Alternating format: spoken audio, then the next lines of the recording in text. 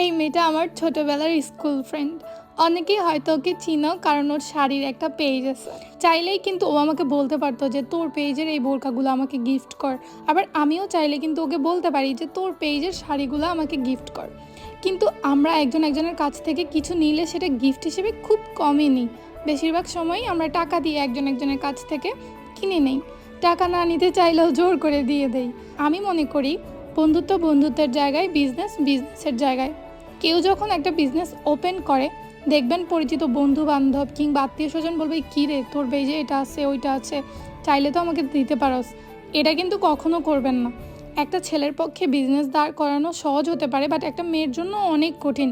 Specially তারা যখন married হয়।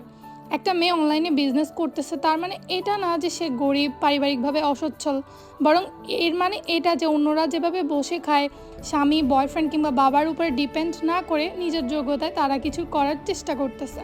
সুতরাং তাদের কাছ থেকে কিছু ফ্রিতে নেওয়ার চিন্তা বাদ দিয়ে আমি মনে করি উল্টো তাদেরকে ট্রিট দিবেন যে তারা ব্যতিক্রম কিছু করার চেষ্টা করতেছে, তাদেরকে মেন্টাল সাপোর্ট দিবেন। অথচ বন্ধুত্বের নামে আমরা প্রায় অনেকেই যারা বিজনেস করতেছে তাদের থেকে কিভাবে ফ্রি নিব, তাদের কাছ থেকে কিভাবে ফ্রি খাবো, এই চিন্তায় থাকি। আমার মনে হয় প্রকৃত বন্ধু তারাই যারা আপনার লস নয়, বরং আপনার লাভের চিন্তা করবে।